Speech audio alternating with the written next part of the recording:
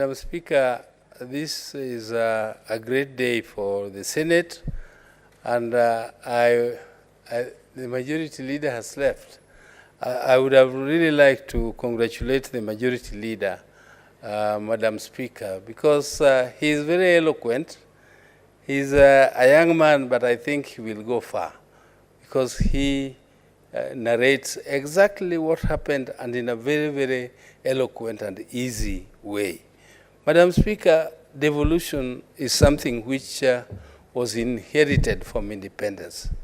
Madam Speaker, at independence we had two parties. There was KADU and there was KANU. And KADU was advocating for what was then called Majimbo. But Majimbo, in its application, was actually devolution. Madam Speaker, at independence, we had a Majimbo constitution. And that Majimbo constitution gave us regional assemblies. Madam Speaker, that constitution gave us regional governments. And at that time, Madam Speaker, there was a passion for unity. Unity, uhuru na umoja, uhuru na umoja, uhuru na umoja. Madam Speaker, over the years, it was proved that uhuru na umoja was not devolving resources to the grassroots.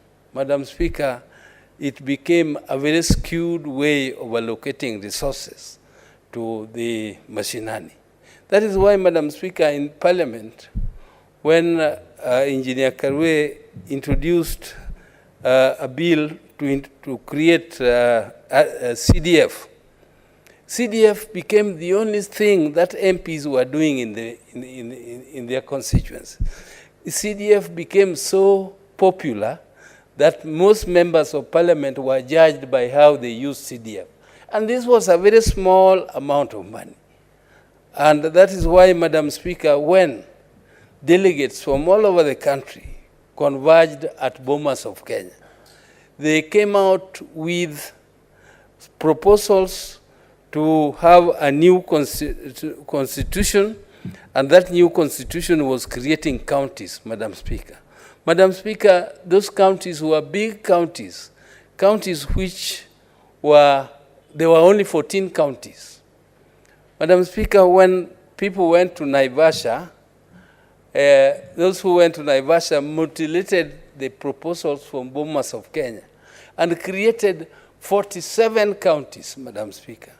Madam Speaker, I think unless and until we create counties which are economically viable, which are big enough, like many, yes, we shall not have the counties being very effective. I've heard Honorable Kalwale saying that counties are more or less like employment bureaus. They are employing their relatives. That is true, Madam Speaker. Madam Speaker, counties should be units which deliver services to the people.